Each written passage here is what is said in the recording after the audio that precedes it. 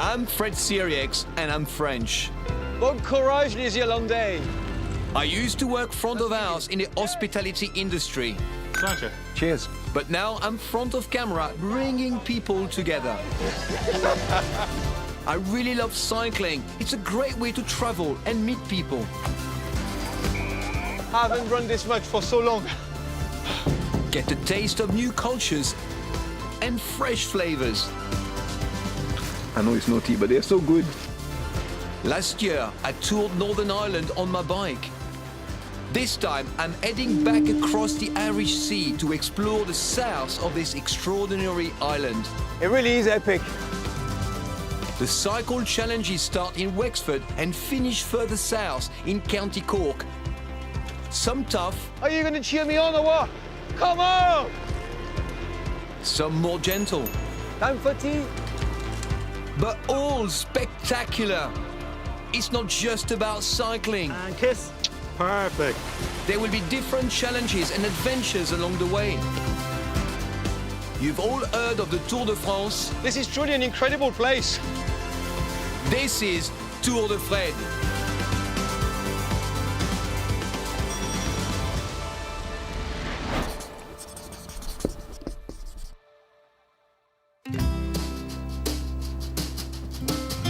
This time, I say bonjour to County Wexford in Ireland's ancient east. Look at this. Look at this. What a view.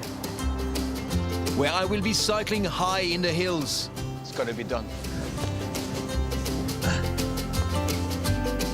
And along the coast, where my stamina is put to the test. This is workout and a half. Never mind cycling around Ireland.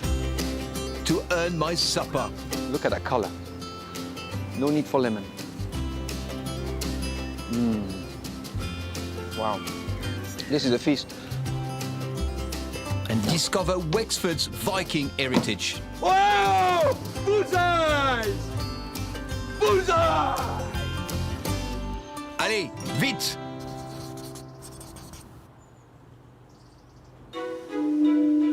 I'm on the ferry from Holyhead in Wales to Dublin, Ireland, to embark on my next adventure on my bicycle. Joining me on this crossing is cycling expert Killian, who has some advice for me ahead of my next cycle challenge in Ireland. So you know, Killian, the way I've set up this cycling trip is I want to set myself some cycling challenges to see as much of Ireland as possible.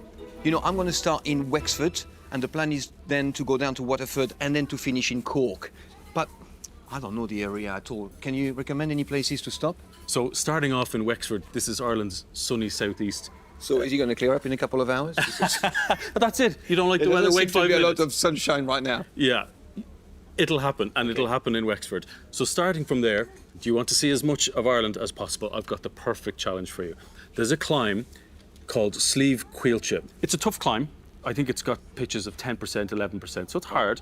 But when you get to the top, you should be able to see 6 counties in Ireland, which is very unusual. You should be able to see Wexford, Waterford, Carlow, Kilkenny, Tipperary and Wicklow. There's a challenge cycling up that climb, but the real challenge will be finding a day bright enough to actually see those 6 counties. You'll be doing very well if the visibility is that good. And we like to name things in Ireland after people who've visited here once. Right. There's an arboretum there, which I'm sure you will love, is absolutely fantastic, named after JFK when he visited here in the 1960s. Do you know what Barack Obama got?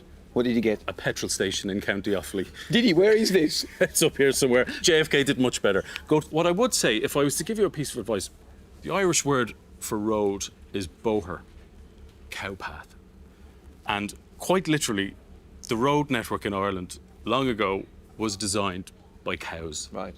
So there's roads everywhere. Is it a bit random then? Yeah, but that's good. It takes you to some... So like there's 20, 30 ways of getting wherever you want. Right. So Fred, if you see a road that looks nice and it wasn't the route that you planned on taking and it just looks enticing or enchanting, allow yourself to be enchanted and take the road. Chances are it's not going to be a dead end because of this dense network. You'll get to where you're going eventually. You can come back. But take it, discover and enjoy yourself. You know, we have a French word for this. It's l'imprévu, the unexpected. You never know what's going to happen, but invariably something will happen. Perfect. That's my kind of stuff. And just like that, we've made it to Dublin Port. I wonder if they will name a landmark in my honour after this visit to Ireland. I shouldn't get ahead of myself. I have a long cycle in front of me. Right, this is it, Killian. Sun is starting to come out. Yes. I can't wait to get this cycling challenge started. I'm very jealous.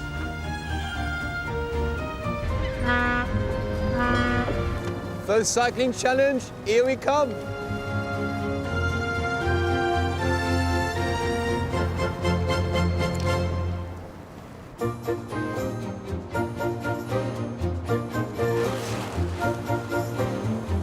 I'm heading south from Dublin to Wexford, a coastal county located in the cornerstone of Ireland's ancient east, where long stretches of coastline meet ancient history.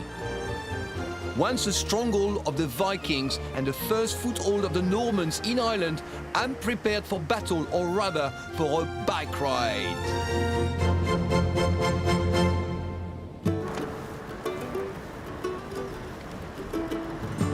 I'm cycling on Wexford's Hook Peninsula to the first destination on my adventure.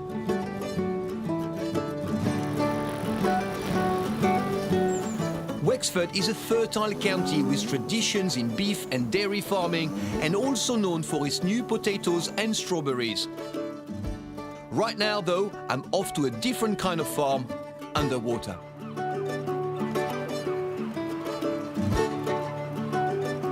Tommy, Jody and their family have been farming oysters in this bay for the last 35 years. How's it going? Good, very good, yeah. Got to tell you, I'm really looking forward to this. I am to meet so you. hungry. How are you? Nice to meet you. Thank you. How are you guys? This is Darcy and Evan. How's it going? Yeah, going to do a bit of work. Oh, brilliant. I bet they're helping every day, though. Oh, yeah. You have to make them work. That's good. Let me get my stuff on. This is Oyster Farm Couture. I'm really going to look the part. So, shall we go and do some work? I think so, yeah. All right. So there's a ladder here, just want to get up. Doesn't need it. Oh, that was for me. Yeah. I'm not an old man. Come on. I know I've got some grey on my beard, but I'm not an old we'll man. leave this behind then. The tides rule the working day here, and I've arrived at the perfect time for some manual labor. I love the smell of tractor in the morning. It reminds me of the countryside in France when I was a kid. Yeah, I used to be on the back of trailers like this all the time. Or driving, trying. We're trying. With a bay full of oysters in front of us, I'm wondering how they know exactly where to start. So how do you know what to do? Do you keep a record of everything you have done so that tomorrow or the next day you go back and you start where you finished? Everything is in Tommy's head. When we make movements or transfers and growth rates, it is all there. So he would say it's very intuitive, but it's 35 years of experience. So how did you learn? So he went up to Donegal with his brother in a car. They broke down a good lot of times. They stopped at every oyster farm and just said, to learn the trade, I'll work for free. How long did you do that for? He was there for 3 years. 3 years? Yeah, 3 years. And he had to sell his car to stay there. You know, it's so inspiring because there's so many people who were wondering what to do. And then you got Tommy who goes and worked for 3 years for free to learn a trade. And here he is now, owning his own farm. It's amazing. Guys, this is an inspiring story. Your dad is a superhero.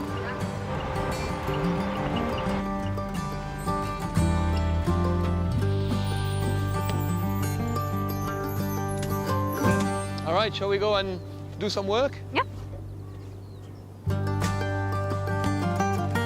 The cultivation of oysters in Ireland dates back to the 13th century. And nowadays there are around 130 farms nationwide which produce about 10,000 tons of oysters every year. I have eaten oysters all my life and I love them. And so I'm really interested to see what Tommy does to produce them. Take the band off, Right. stand it up like this. Yeah. Give it 3 shakes then. Like that, and you throw it back, and then give it a shake out, and then put the band back on again. Right. Why do you do that? So you can you can see that there in those oysters, there's new growth. Right. So it's fragile shell, and if you left them in the one position in the bag, they start growing into the corners. They'd grow out of shape, you know. So you need to shake them up, move them around in the bag. You'll knock that off. when it's brittle like that. Right. Kind of round. Yeah, they're all shaven, I can see. Yeah, you know, it doesn't take much just to keep them right, but you have to do it. Right. If you let them go for 3-4 weeks, especially in the summer, you'd lose the shape on them. It's very hard to get them back again. And these oysters, where do they go once they're harvested? Where do you send them? To France. All of them? Everything goes to France, yeah. Really? Yeah. So what about the people of Ireland? What do they eat? Not that much is eaten in Ireland. Really? Yeah. Such a shame. Yeah. Okay, well, you know how to turn oysters now, would you? Like to give a hand? Yeah, of course. Yeah, we have a lot of oysters to turn before the tide comes back in on us. No problem. You can start here. And I'll get on with it.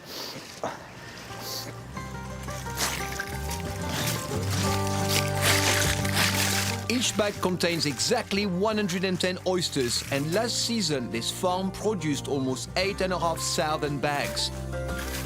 I can't believe all of these oysters go to France. This is workout and a half. Never mind cycling around Ireland. We should try oyster farming. I love oysters. I've been eating oysters since I'm a little boy with my dad. We are just so in love with this. So beautiful. Whew. Hey, Fred, you hungry? I am. I think we should try a few oysters. I'd love to. Okay. Yes. Okay. Let's go. Aha! Finally a chance to taste, and the sun's trying to come out for our lunch.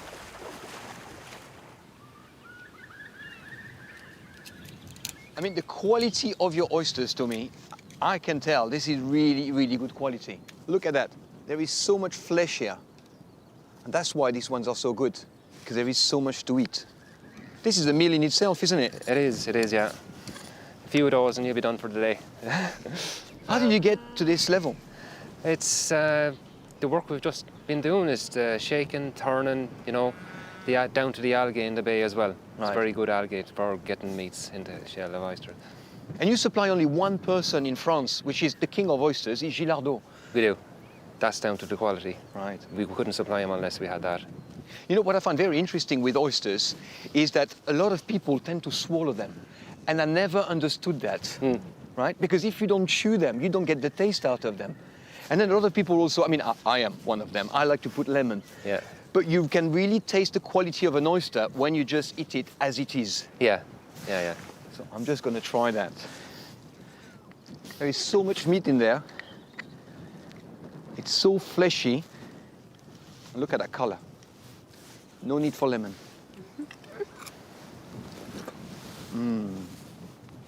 Wow. This is a feast.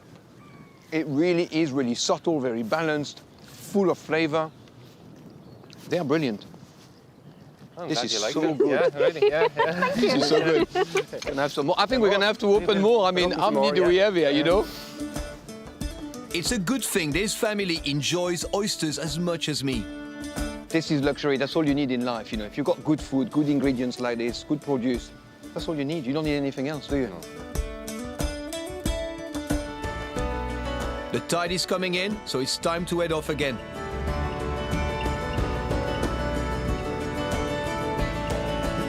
The sea is Tommy's office. I mean, what a lovely place to work every single day. This is where he spends his time. But actually, he's not lucky because he's made his own luck and he worked for it for free for 3 years to create this farm.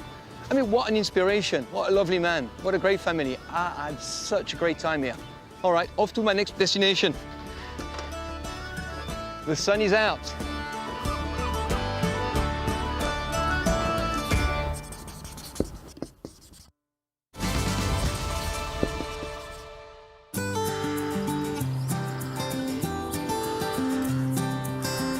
I'm Fred Sirieix, and I've traveled to Ireland to explore the southeast coast. I'm on my bike again, and there will be 1 or 2 cycle challenges along the way. I'm in County Wexford, and as I pedal, I'm already getting a feel for the landscape. What scenery! All these shades of green. And here is me with a pink jacket. What was I thinking? That's why the locals are laughing when they see me. They say, oh, look at that. Look at the pink Frenchman. My next stop was suggested by Killian on the ferry, and it comes with a built-in cycle challenge. A spectacular view is promised, which suggests I'll eventually be cycling uphill. The John F. Kennedy Arboretum is home to over 4,500 species of trees and shrubs, the largest of its kind in Ireland. Covering over 600 acres and dedicated to the memory of former US President JFK, whose great-grandfather Patrick was born in a nearby village. This is the start of my first challenge, as recommended by Killian on the ferry. It's called Slieve Coillte. Basically, at the top of the hill, I will be able to see 6 counties of Ireland. Wish me luck. I have an almost 3-kilometer climb ahead of me at an elevation of 268 meters. This is certainly going to be a challenge. I'm cycling en danseuse, as my mom likes to say. Look at that. I'm getting ready for Strictly.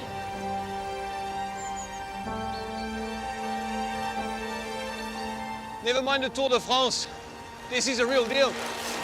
Well, what can I say? The best views always make you work for it. Killian was right. Look at this. Look at this. What a view. My heart rate is through the roof. I'm sweating, but it's so worth it. Better stop talking though. Woo!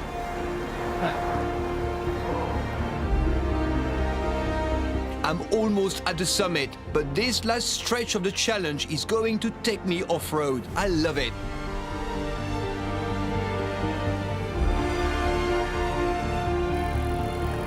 And now, just a short walk to the official summit of Slieve Coillte viewing point.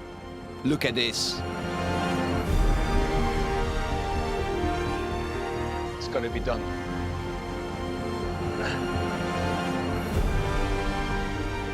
I've made it. I'm the king of the 6 counties. Wow. What a spot. As Killian promised, the view of Wexford, Wicklow, Waterford, Carlow, Kilkenny and Tipperary below is an epic reward for my first challenge. I'm so lucky with the weather today because you can see the 6 counties. Look at this view. Incredible. So this is the site of a very famous battle when the Irish rebelled in 1798. And it was the spirit of the French Revolution that guided them. Look, liberté, égalité, fraternité. Liberté, égalité, fraternité. I mean, I didn't expect to see that here. Look at that beauty. So peaceful, so relaxing. Am I in heaven? Well, I'll tell you what, it's going to be easier to go down than it was to come up.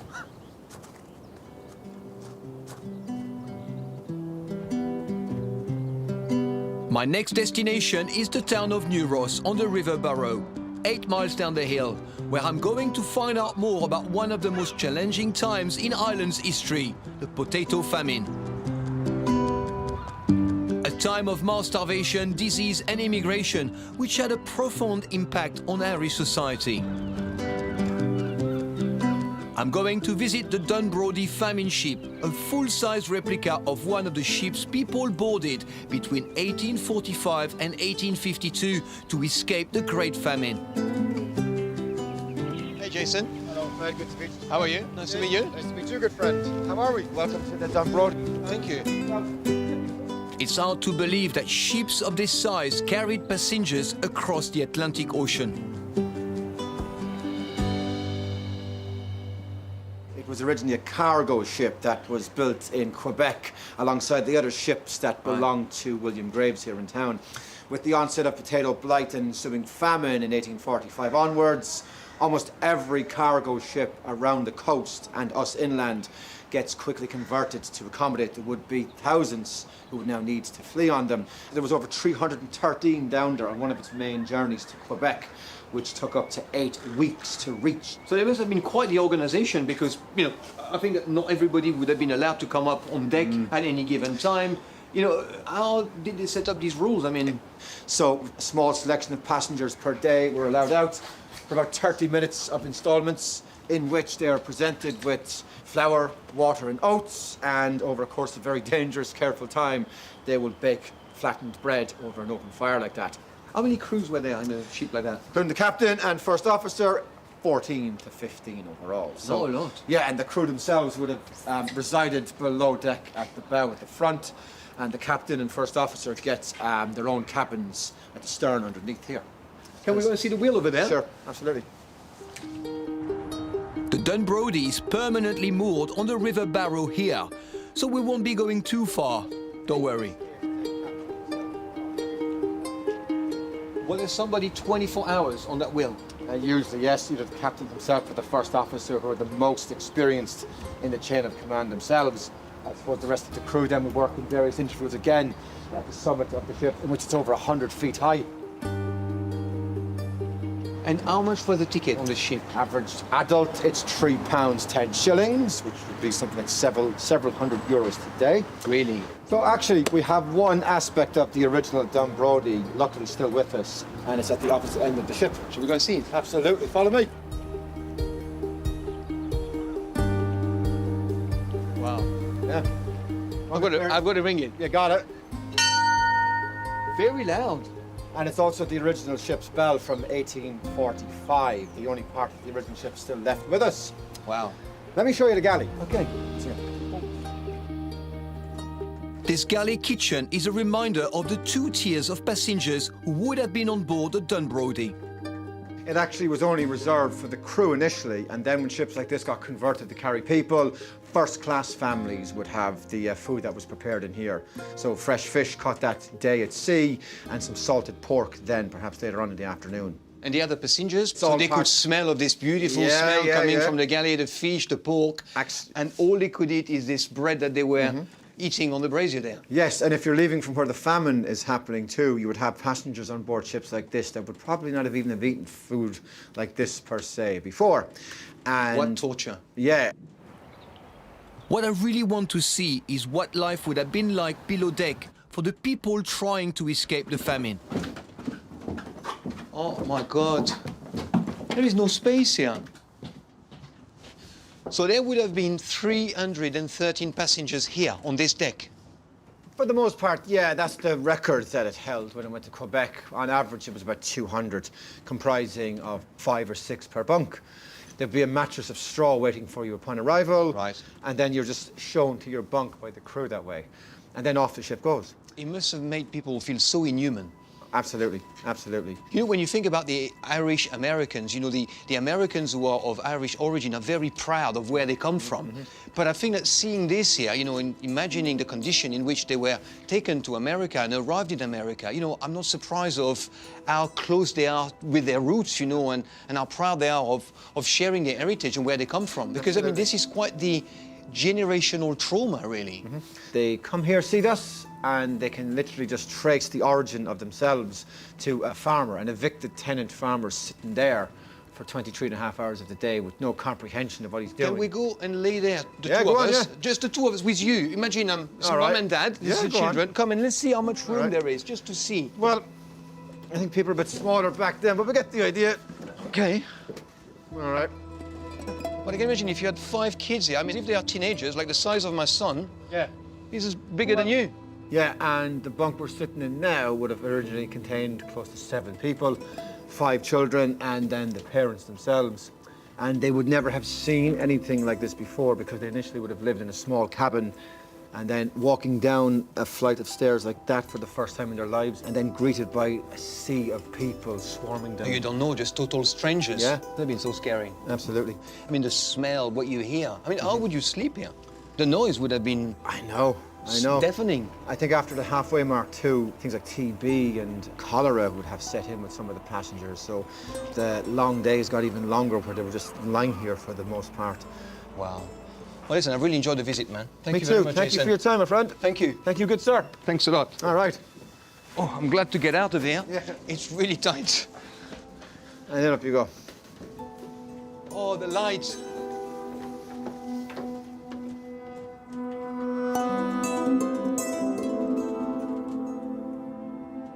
I think the beauty of this place, or places like this, is that it reminds us of the past. It takes us to a place long gone, but to go back below deck and to see the condition in which people were living suddenly brings it back to life.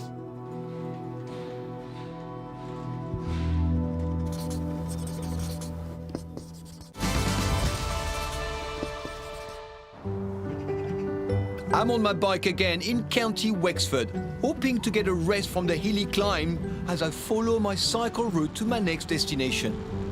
This region is called Ireland's Ancient East, and where I'm heading, I'll be combining two other passions of mine, gardening and history, and an imposing sight awaits. This is Johnstown Castle. The castle stands on an estate granted to the Esmond family following the Norman invasion of Ireland in 1169. The castle was then rebuilt in the 1800s with a romantic and neo-Gothic vision. Look at that. Who better to show me around than Kieran, head gardener here at Johnstown Castle, and lucky for me, he also loves cycling. We are pedaling to his pride and joy now. So that's your wall garden, right? Yeah, it is indeed, yeah. Under the care of Kieran and his team, this wall garden has been restored and reimagined. So you I did can- everything from Everything, scratch? everything. So the design, the construction, the planting, the propagation, everything was the garden team. Yeah, it was great. Wow. You got to give me some tips because I'm getting a greenhouse at home. I want to learn from Oh, you. yeah, no, definitely. I'll show you around, show what you did, Right. and yeah, I can give us a hand later. It'll be absolutely fantastic. It's never ending here, so Okay. we're always willing to take an extra helping hand. My garden is much smaller than this, of course, and only in its infancy, but I'm already getting ideas. So were you given carte blanche to create and design any way you like it? Pretty much, yeah. We left kind of a few open spaces Right. for hosting events and that in the wall garden, but for the most part, it was quite nice that the Heritage Trust gave me that kind of opportunity to kind of like just go for it. I can imagine you can Yeah. let your creativity go, but how did you choose the plants that we've got here? So at the moment, we're 3 years in, so we have about 12,000 plants in here. Wow. It's done in prairie style, so it's a much more naturalistic planting. But what we did, we wanted to take it one step further. So Right. we have quite a lot of native plants in here, both planted directly or else stuff that was self-seeded in. And then there's a small few that aren't, but they were brought in specifically to kind of prolong the season and to cater for pollinators that we couldn't with the other stuff. But then we also have stuff such as the verbascum and that here.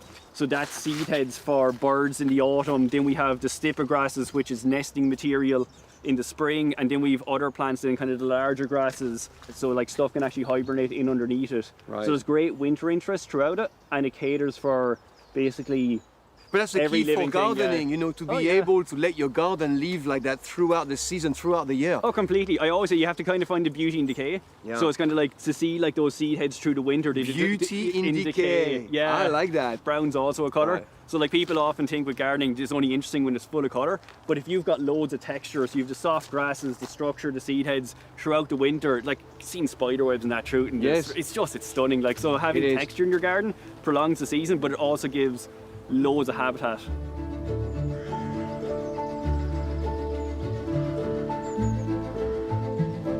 I'm in the process of redesigning my garden, so that's why I'm really interested with this conversation is Yeah. what you are doing, because I am actually deciding what I'm going to do. Yeah. And yes, this is the thinking Yeah, process. just have fun. Like I always like a little touch of surrealism in gardens and just a bit of fun, because at the end of the day, it's just like you can take it as serious as you want, but like if you're not enjoying it, it's not a bit of crack. Well, what's the point? No, you got to enjoy it. Yeah, but yeah. exactly, I mean, if you yeah. love garden, you love gardens. You love Yeah. to be in the middle of them and just immerse yourself in the Yeah. beauty. Oh, God, the yeah. beauty of decay. Exactly. That's what I've got to learn. For a wannabe gardener like me, this is such an inspiring place. I get my plants from garden centres, but Kieran's offered to show me how he grows from scratch.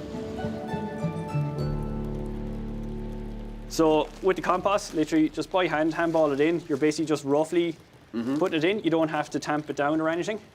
Because what we're planting today, it's grass. You don't want to make it too dense then? That's No, what you're saying, not too dense. Yeah, just kind of a loose, sort of a spread over like that. Right. Just a little tamp. And because it's grass seed, it's a very easy seed to propagate. Basically, you're just mimicking what would have been done naturally. So some seeds, let's say heavier ones, you'd poke a little hole like that. But if it's a light seed like that, grass is kind of just a general rule of thumb. You don't have to. It's just a sprinkle on top, like that. I get usually the rest. But then afterwards, then you're just going to get a little bit of compost, and you're basically just a light cover like that. That's it. So you don't go deep at all? No, not with kind of those small seeds like that. You don't have to necessarily. It's just you're just trying to get a bit of a cover, and then we'll do a water then afterwards, and that'll settle it in. And it doesn't matter whether, because I'm putting quite a... Doesn't matter at all. It's kind of... Am I wasting? No, not at all. Even if there's multiple plants in there, you can still divide them out later. Oh, So you don't have to worry about it too much. The native grass that will grow from these tiny seeds will one day become part of the wall garden. We make gardening sound a lot harder than it is, You just know, so people are impressed. You know, gardening is so therapeutic. You know, you do it and you just forget about everything. Oh, yeah, it's almost like meditation to us. You just get in the I know. zone and... It's exactly what you I lose it, do when I'm yeah. in my garden. Yeah. But you get to do that for a living. Yeah, I know, it's great, isn't it? I mean, the canvas that you have here, you've got carte blanche to do whatever you want. This is a historical site, wall garden. Yeah. You know, we hear about these people, you know, we read about them in history books. Yeah. And here you are, you I know, know. alive and kicking. And in 100 years, 200 years, we'll be reading about you, you know, and what you've done here. Yeah, no, again, like it's one of those things I probably won't fully appreciate it until I'm probably retired. I'm going, I probably should have looked at that a bit nicer at the time, but sure, look, it's like Yeah. everything. Oh, Yeah. well done, man. Well done. Yeah, cool. Thanks very much. Come spring, my garden will look just as good. You just wait and see, Kieran.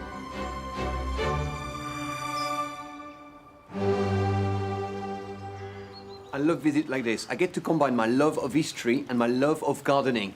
And what's more, I got a crash course in horticulture by Kieran. Happy days. I'm leaving Johnstown Castle so inspired. And the warm welcome to the southeast of Ireland continues as I cycle through the town of Enniscorthy. Hello, Fred. Hello, Fred. Hi! Here, ditch.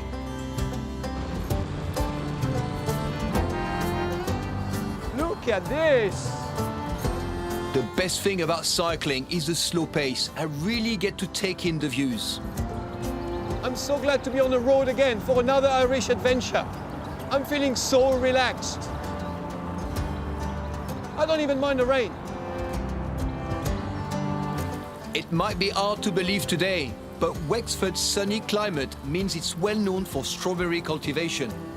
And I can feel a pit stop coming on. I definitely want to taste some sunshine.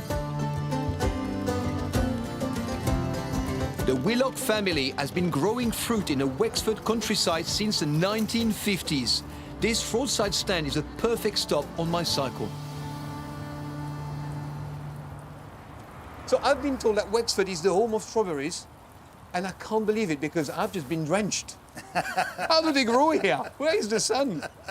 We're in the sunny southeast. Are and we? we definitely get more sunshine than any other county in Ireland. Really? Yes, yes. Apart from today? Yeah, but like we're famous for 40 shades of green, and that's why we have 40 shades of green. Yeah, but I tell you, I don't care that it's raining. You know, I'm on an Irish adventure. I'm here to Ah, cycle. happy days. I'm here for the challenges with my bicycle Yes, and yes. to stop and meet people like you and have strawberries and all sorts of other delicacies. Well, there's no point in us growing strawberries if there's nobody to eat them. Yeah, no, for sure. Can I have one? Absolutely, absolutely. Oh, they're good. I'm surprised by how sweet they are. So when were these picked? Oh, I personally picked those at about 1 o'clock today. Well, that's old school farming, isn't it? Yes, absolutely. Can I have another strawberry? Oh, absolutely. Thank you very much. Because they're very, very good, actually. Perfect fuel for my cycling. Very sweet. Thank you. Delicious. Thank you. Well, lovely to meet you. Listen, And thank you. you very much indeed. Thanks for It was a stopping pleasure in. to meet you. Thank you you very for much. stopping in. Bye. Take care. Bye-bye. Bye-bye. It's great to see the connection people have here with their produce, just like with the oysters earlier. It's life-affirming and makes me want to experience so much more.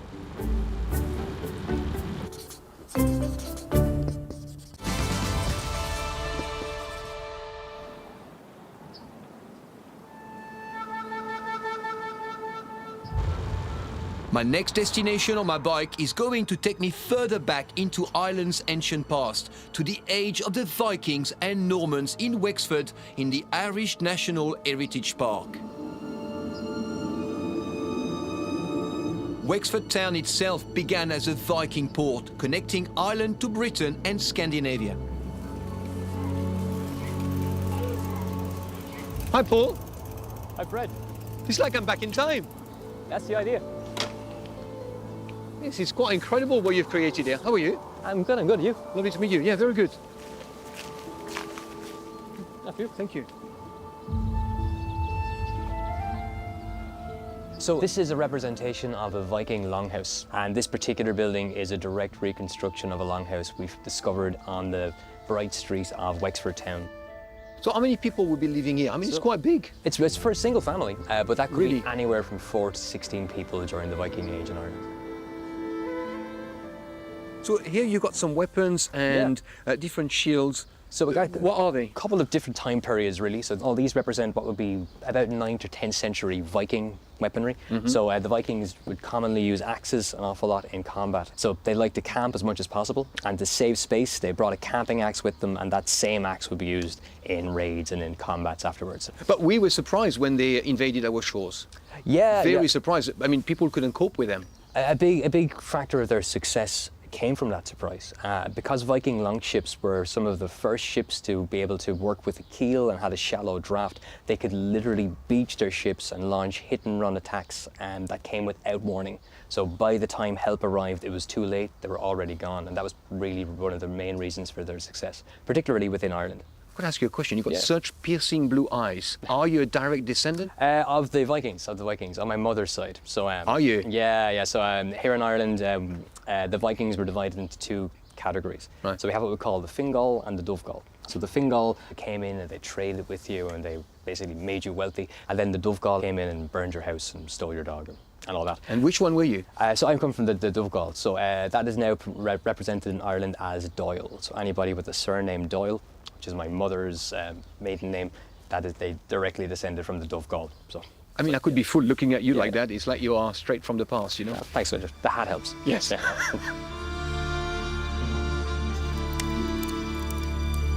I'm feeling so immersed in Wexford Viking history. I feel I could easily become one of them. Ah! Let's have it, you idiot! Ah! I thought so!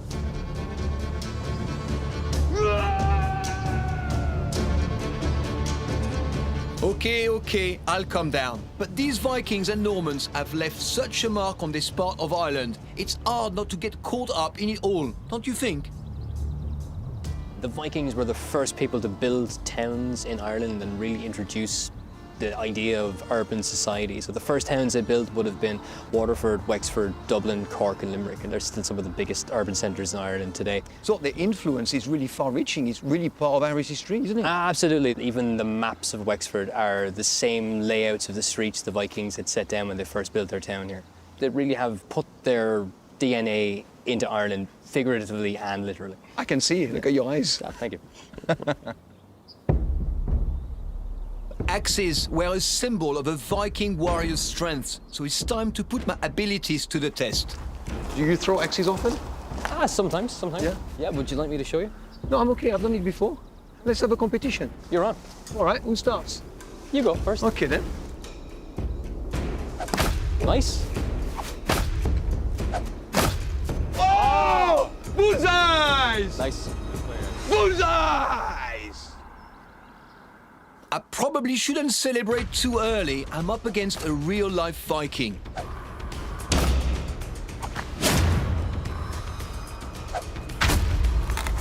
I'm not competitive at all.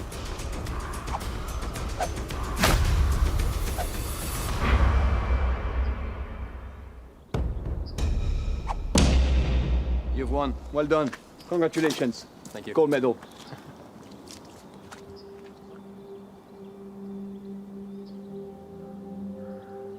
The Vikings have had a lasting impact on County Wexford, and my last destination here is the Hook Peninsula, which served as a gateway for the Viking invasions. These rocky coasts have been guarded by this lighthouse for centuries. And I, for one, am enjoying the dramatic coastline and feeling the elements as I approach the lighthouse on my bike. Oh wow, the landscape is so different here. It's so windy, and cycling against the wind is really, really tough. It's like I'm going uphill. It's so fresh, it's so wild, and the sea is really rough. I can taste the salt on my lips. It really is epic.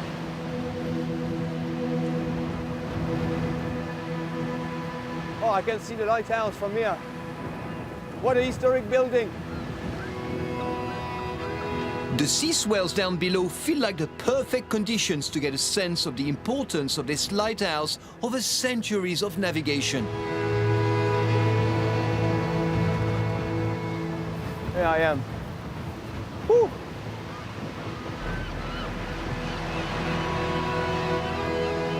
Tracy is my guide here at Hook Lighthouse.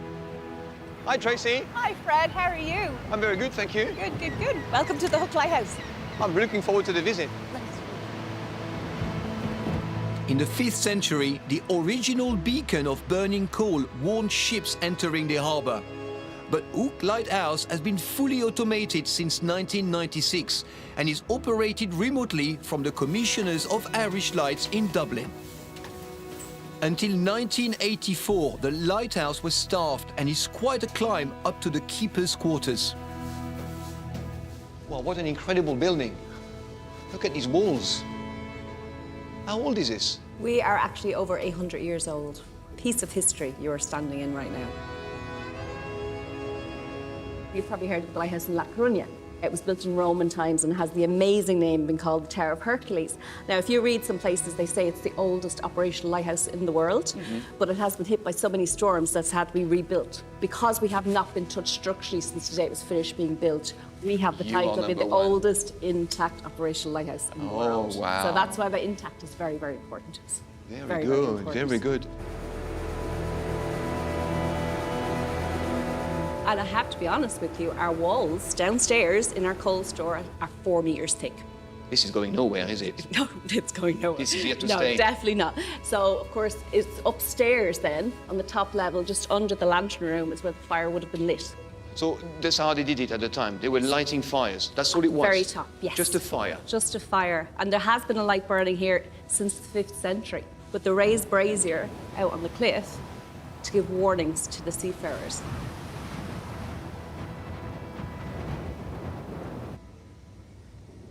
So who built it? William Marshall, he commissioned the build of the tower in 1212, around that time. So it took about 15 years, just over 15 years to build the tower. And who was he? William Marshall, he actually was known as the greatest knight of all time. He had good ego, as you can imagine, with the title like that. He served under 5 kings in England, and he was Richard the Lionheart's bodyguard. And he had a huge amount to do with the signing of the Magna Carta, which, of course, had a massive ripple worldwide effect. And how do you feel working here? I mean, you're like the custodian of this lighthouse, which is just centuries old. I love it. I absolutely love it. I do have a passion for lighthouses even before I started working here. So you're a lighthouse geek. That's what I am. Can we go higher, Tracy? Of course I'd love to see the view. You're more than welcome. Thanks.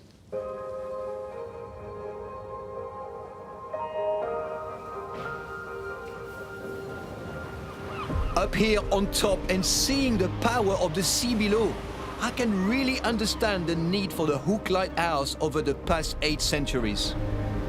Stunning, isn't it? Just beautiful. Blow the cobwebs away. It does. It really does. I have no idea where I am. I mean, with all this fog here, I know. I've just lost my bearings. I know, you would. And also the fact we have an anti-clockwise staircase in the tower, that does not help. Oh. That does not help. I didn't think about that one. Is this an island over there? That's actually Waterford County. And actually further on from that, it's not as clear as it sometimes is, but you would see a mountain range called the Cumaras. And they actually divide us from Cork. If you go straight this direction, you're going to go straight to the US. Really? And of course, you've heard the expression by hook or by crook. Yes. It is believed to have originated here. Really? Because Oliver Cromwell said he was going to take Waterford by hook or by crook. You are standing in Hook, and Crook is actually a small village in Waterford. Oh, interesting. Well, there you go. A little bit of history for you. A little bit of history for you. We had a storm here a couple of years back. We actually had waves measured up 19.5 metres hitting the tower. Good job, they built it sturdy. Exactly, exactly. And please God, here for another good while as well. Please God.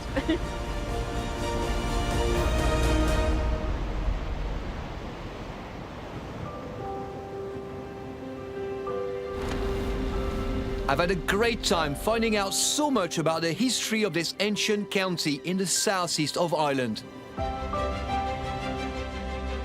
It's a really rich past, rooted in conquest, battles, but also really strong work ethics and family values. And for me, this was exemplified by Tommy, the oyster farmer, who worked for 3 years to learn his trade and start his business. For me, this is the Irish spirit. This is a story of grit and resilience, and about going no matter what. The cycle challenge to the top of Slieve Coillte was epic. What a great challenge to kick off my journey around Southeast Ireland, and what a view! This is only the beginning of my Tour de Fred.